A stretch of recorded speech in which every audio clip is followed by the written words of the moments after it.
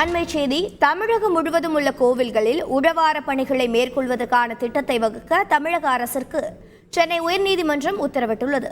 விவரங்களை செய்தியாளர் சுரேஷ் வழங்கிட கேட்கலாம். சுரேஷ் வணக்கம். கோவில்களில் நடைபெறும் இந்த உழவார பணிகள் என்றால் என்ன? தற்போது உயர்நீதிமன்ற உத்தரவில் இருக்கும் மேலும் விவரங்கள் என்ன?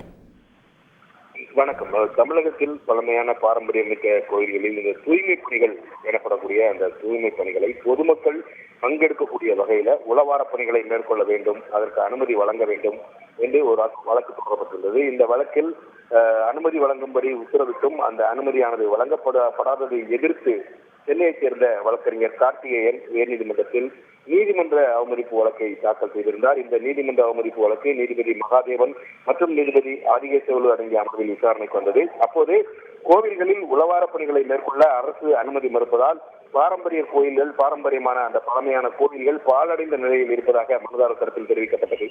இதை பதிவு செய்து கொண்ட நீதிபதிகள் தமிழகம் முழுவதும் உள்ள கோவில்களில் தூய்மை பணிகளில் பொதுமக்கள் பங்கேற்கும் வகையில் உளவார பணிகளை மேற்கொள்ளக்கூடிய திட்டத்தை வகுக்க வேண்டும் என்று தமிழக அரசுக்கு உத்தரவிட்டிருக்கிறார்கள்.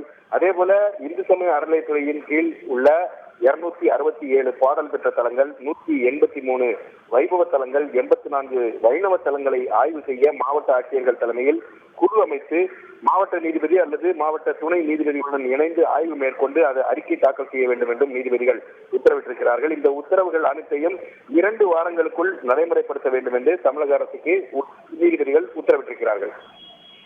தகவல்களுக்கு நன்றி சுரேஷ். செய்திகளை உடனுக்குடன் தெரிந்து கொள்ள உடனே சப்ஸ்கிரைப் பண்ணுங்க.